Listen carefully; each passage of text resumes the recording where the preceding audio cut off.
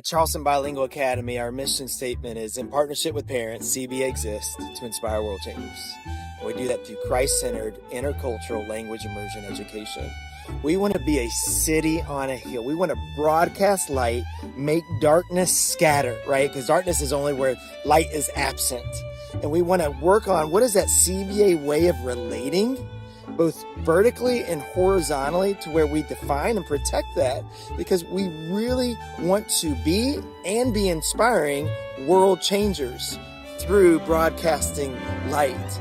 And one of those buckets in the horizontal relationships and how we do things at the organizational level is we call it good fences, let good things run wild.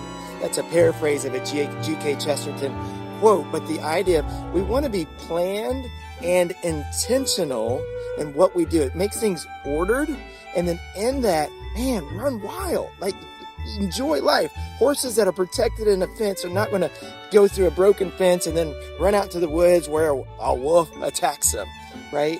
And so in that, we really leverage that parent partnership. And that's even why we talk about the CBA way, our rules of engagement, how we treat each other, how we partner together as parents to inspire these children, right? Because at this point, it's our job in this formative stage of these kids before they're adults that we are the adults called to be in their lives. And it's tempting, especially in our culture, to say, just let the kid do whatever they want. It's like watching a kid who doesn't want to hold the parent's hand in the parking lot. And so the parent doesn't want the kid to scream, so they just run. And it's like, nope, but there's cars moving, right? We need good fences to protect the good things.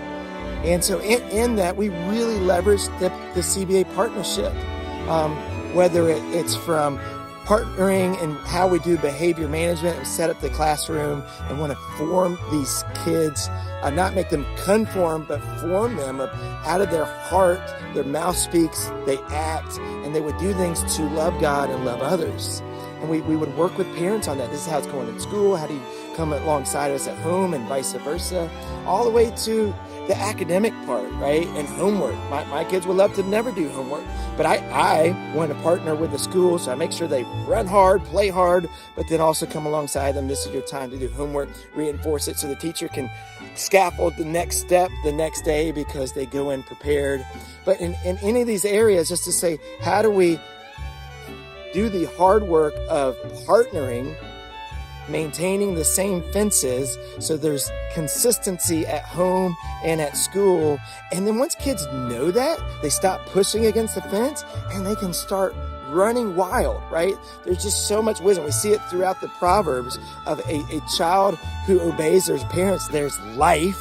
And then the child who scorns instruction, man, they go on a path of destruction. And so how do we together mend fences, provide consistency, order, and in that see world changers flourish?